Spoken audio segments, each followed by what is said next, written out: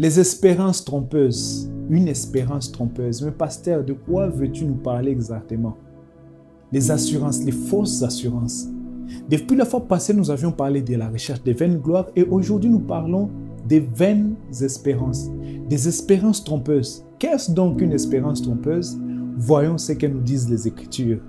Nous sommes dans Jérémie au chapitre 7. Nous lirons, et je vous exhorte à le lire même à la maison, du premier verset au verset 11, mais nous allons lire du verset 1 au verset 4 et puis nous allons sauter du verset 8 au verset 11. Lisons au nom de Jésus-Christ, Jérémie chapitre 7, verset 1, la Bible dit « La parole qui fut adressée à Jérémie de la part de l'Éternel en ces mots. Place-toi à la porte de la maison de l'Éternel et là publie cette parole et dit « Écoutez la parole de l'Éternel, vous tous, hommes de Juda, qui entrez par ces portes pour vous prosterner devant l'Éternel. Ainsi parle l'Éternel des armées, le Dieu d'Israël. Réformez vos voies et vos œuvres, et je vous laisserai demeurer en ces lieux. » Verset 4. « Ne vous livrez pas à des espérances trompeuses, en disant, c'est ici le temple de l'Éternel, le temple de l'Éternel, le temple de l'Éternel. » Verset 8, la Bible dit, « Mais voici, vous vous livrez à des espérances trompeuses qui ne servent à rien. Quoi? Dérober, tuer, commettre des adultères, jurer faussement, offrir de l'encens à Baal, aller après d'autres dieux que vous ne connaissez pas.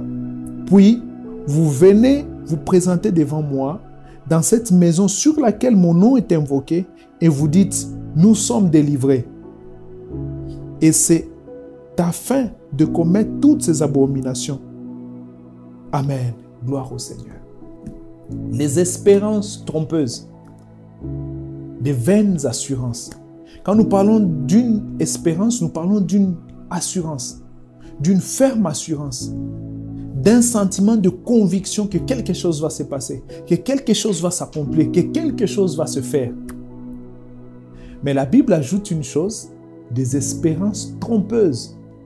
Au lieu d'être des vraies espérances, au lieu d'être des espérances qui aboutissent à quelque chose, mais c'est des espérances qui n'aboutissent à rien, à des espérances qui aboutissent à des fortes assurances, à des fortes déclarations, mais qui accouchent du néant, qui n'aboutissent à rien.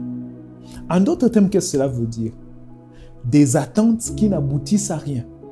On vient, on prie, on se prosterne devant l'Éternel, on fait des grandes choses pour Dieu. On offre même nos actions de grâce. On offre nos offrandes. Nous montons sur la montagne, nous prions, nous jeûnons. Nous passons des nuits de prière. Nous faisons des déclarations. Mais au finish, rien ne s'accomplit. Nous n'obtenons pas ce que nous avons espéré avoir. Et la Bible donne une des raisons qui déjà à l'époque de Jérémie, Dieu l'avait suscité à son temps, il avait parlé à son prophète. Jérémie.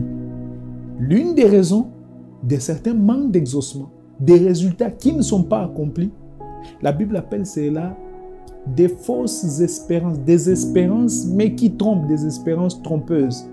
Et ici, Dieu demande à Jérémie d'aller se présenter au temple, à la porte où les gens viennent, ils entrent dans le temple qui était symbole de la fierté du peuple d'Israël, qui venait même se prosterner. Et Dieu dit, réformez vos voies, alors vous demeurez en ces lieux. Réformez vos voies, rectifiez le tir, regardez à vos actions et c'est seulement à cette condition que vous pourrez avoir des solutions à vos problèmes. Et Dieu dit, ne vous contentez pas juste de dire notre temple, c'est le temple de l'Éternel, c'est le temple de l'Éternel, c'est ici le temple de l'Éternel. Bien-aimés dans le Seigneur, c'est la triste réalité. Beaucoup d'enfants de Dieu marchent dans des fausses espérances, dans des assurances vaines. Ils font des déclarations, ils prient, ils font tout ce qu'ils font, mais ils ont des espérances trompeuses. Ils investissent comme dans des vases troués. Ils mettent de l'eau dans un vase troué. Ils font des déclarations, font tout ce qu'ils font, mais cela n'aboutit à rien. Les espérances qu'ils ont sont fausses, sont trompeuses. Et Dieu établit ce contraste qu'il a présenté au prophète Jérémie. Les gens viennent se prosterner au temple, ils proclament qu'ils sont délivrés. Mais ils ne vivent que par des fausses espérances. Qu'est-ce qui se passe? Dieu leur dit, le soubassement de votre assurance n'est pas solide. Quel est donc le soubassement? Dieu parle de la qualité de vie des enfants d'Israël. Et c'est le cas aujourd'hui avec beaucoup d'enfants de Dieu. Il y a donc ce contraste, comme nous avons eu à le dire la fois passée, ou dans les fois dernières, entre la vie à l'église et la vie avant d'entrer à l'église. Dieu dit au verset 2, « Place-toi à la porte de la maison de l'Éternel. » Et là, publie la parole. Dit, « Écoutez la parole de l'Éternel, vous tous les hommes de Juda qui entrez par ces portes pour vous prosterner devant l'Éternel. » Les gens se prosternent à l'église, ils adorent à l'église, mais une vie à l'église qui est contradictoire à celle qu'ils vivent en dehors de l'église. Et Dieu appelle cela les espérances trompeuses. On arrive à l'église, on fait des déclarations, on déclare des choses, on prophétise des choses, on prie ardemment, on va à la montagne, on fait des choses, mais en dehors de ces lieux, il y a toute autre vie que nous menons. Et Dieu dit, ceux-là sont des assurances trompeuses. Il invite le peuple à réformer ses voies, à se repentir réellement et à recadrer ses voies par rapport à la parole de Dieu. Dieu dit, ne vous livrez donc pas, verset 4, à des espérances trompeuses en disant, c'est ici le temple de l'Éternel. Beaucoup ont la fierté de leurs églises. Gloire au Seigneur pour la bonne organisation dans votre église. Gloire au Seigneur pour votre pasteur qui marche dans la sanctification. Gloire au Seigneur pour ses enseignements puissants. Gloire au Seigneur pour ses forts moments de prière. Mais là n'est pas tout bien aimé. C'est un moyen. Il y a une assurance solide. La relation véritable et personnelle avec le Maître, avec le Seigneur Jésus-Christ. Parce que la vie de sanctification du pasteur, la vie de consécration du pasteur ne vous sauvera pas. C'est Christ qui vous sauve. C'est votre intimité avec Jésus-Christ, plus toutes les autres valeurs ajoutées. La Bible dit, vous livrez à des espérances trompeuses qui ne servent à rien. Quoi donc, verset 9? Dérober, tuer, commettre des adultères, jurer faussement, offrir de l'encens à Baal, aller après d'autres dieux que vous ne connaissez pas. Et vous venez vous crier dans le temple, nous sommes délivrés. Dieu veut une fois de plus attirer notre attention sur notre qualité de vie, qui ne se limite pas seulement à l'église, mais une espérance en Christ qui est bâtie sur l'œuvre accomplie par Christ sur la croix, une espérance à la réponse à nos prières, qui a aussi comme soubassement la qualité de vie que nous menons, bien-aimés. Cette qualité de vie en dehors du temple où nous venons nous prosterner. En dehors du temple où nous venons lancer des cris de joie. Un homme de Dieu a dit une fois que certains combats spirituels, nous les perdons d'avance. Nous venons faire, entre guillemets, des combats à l'église, mais nous les perdons d'avance par notre conduite à l'extérieur. Celui qui déclare est le grand escroc au dehors. Le grand fornicateur du dehors, on ne peut pas lui faire confiance. Et la Bible dit, il arrive au temple, il crie, je suis délivré. Délivré de quoi? Espérance trompeuse, bien-aimée. Dieu dit, vous dérobez. On ne peut pas vous faire confiance. Vous escroquez. Vous tuez par le langage. Vous tuez, vous avez tué des mariages. Vous avez tué des frères par votre langage, par des complots, par le poison. Des adultères, n'en parlons pas. Vous jurez faussement. Vous offrez de l'encens à Baal. Quelle cupidité dans l'église. Quelle idolâtrie. Et la Bible dit après ça, vous venez faire des déclarations dans la maison de l'Éternel. Nous sommes délivrés. Dieu appelle cela des fausses espérances. Cela veut dire en d'autres termes que la qualité de vie au dehors vient comme anéantir tout ce que nous sommes en train de faire dans nos églises. La vie en dehors de l'église n'est pas celle que nous menons à l'église. Nous sommes ces grands adorateurs à l'église, Mais ces grands petits pécheurs au dehors, on ne sait pas faire la corrélation entre ce que vous êtes à l'église, qui vous êtes à l'église et qui vous êtes au dehors. Dieu dit à Jérémie, va dire à ce peuple qui vient se prosterner devant moi que ce qu'ils font là au dehors devrait être un soubassement à ce qu'ils ont comme espérance. Une espérance qui est bâtie sur une vie réelle en Christ. Pas juste des espérances, des déclarations de façade. Ce que nous disons à l'église, ce que nous professons, Dieu veut nous exhorter aujourd'hui d'avoir des assurances, mais qui ne trompent pas, des assurances véritables en Christ. Une assurance où on est réellement sûr.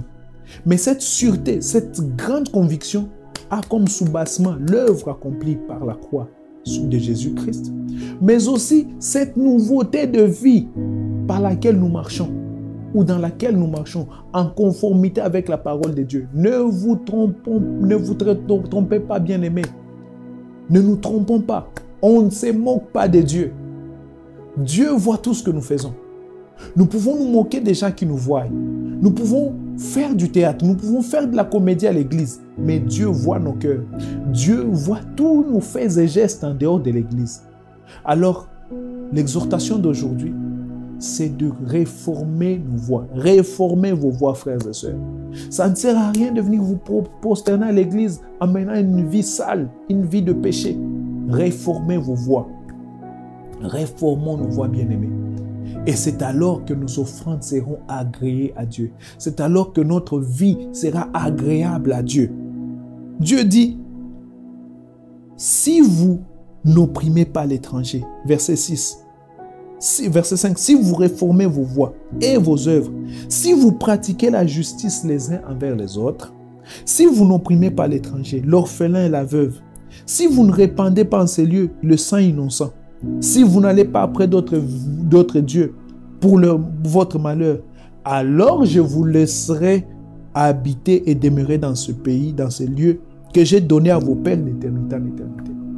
Bien-aimés, Dieu veut le meilleur pour nous, mais il veut que nous réformions nos voies. L'église n'est pas un lieu de comédie. L'église n'est pas un lieu de jouer au sein. La vie de sanctification, c'est une vie que nous devrions vivre. L'homme qui prie à l'église devrait être le même qui prie au dehors. La piété que nous affichons au lieu de culte devrait être aussi la piété dans laquelle nous vivons. Bien-aimés, quelles sont vos voies? Dieu veut que vous réformiez vos voies. Dieu veut que nous nous amendions, bien-aimés, que nous nous améliorons. Et pour chuter, pour conclure, il y a ce passage célèbre de 2 Chroniques, chapitre 7, verset 14. Si le peuple sur qui est invoqué mon nom s'humilie, prie, recherche ma face, et j'aime beaucoup la 4e partie, se détourne de ses mauvaises voies, alors je l'exaucerai. Il y a beaucoup d'exaucements que nous n'avons pas, juste parce que nous n'avons pas de voie droite. Nous ne vivons pas une vie honnête. Si le peuple sur qui est invoqué mon nom s'humilie devant le Seigneur, s'humilier les uns devant les autres,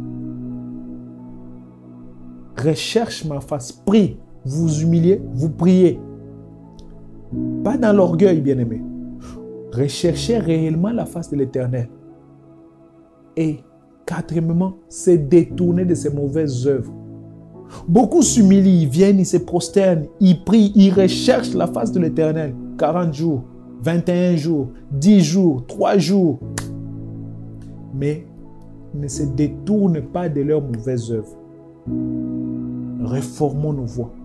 Et c'est à cette condition que Dieu nous agréera. C'est à cette condition que nous aurons une assurance véritable et solide que Dieu veut. De telle manière, quand nous ferons nos déclarations, nous aurons cette ferme assurance d'une âme pardonnée, d'une âme restaurée, lavée par le sang de Jésus-Christ, qui vit dans la sanctification, qui vit dans l'honnêteté. Mais sinon, nous aurons toujours nos consciences pour nous accuser et nous ne verrons pas des résultats. Et nous allons nous plaindre. Et des gens vont se moquer de nous. Ils prient, mais pas des résultats. Quelles sont nos voies? Au-delà de la souveraineté de Dieu, quelles sont nos voies? Ma prière aujourd'hui, bien-aimés, c'est que vous réformiez vos voies. C'est que nous réformons nos voies. C'est que nous marchions dans la crainte de Dieu. Au dehors du temple, tout comme à l'église, tout comme dans le temple. Que nous nous prosternions devant Dieu, mais que nous vivions aussi en paix avec notre voisin. Que nous crions louange, mais que nous puissions aussi avoir un langage décent, digne d'enfant de Dieu, digne d'un enfant né de nouveau. Prions le Seigneur. Seigneur, je viens recommander mon frère et ma soeur qui écoutaient ce message. Seigneur, afin de l'aider, de réformer les voies, de changer notre manière de faire, afin que toi tu nous agrées, afin que toi tu nous purifies, afin que tu nous laves de toute souillure et que nous avancions, Seigneur, afin que nous ayons une assurance véritable et ferme, Seigneur, que nous ayons une foi véritable, une vie réformée véritablement en toi, Seigneur. Merci, Éternel, car tu nous veux saints, tu veux que nos vies reflètent ta parole.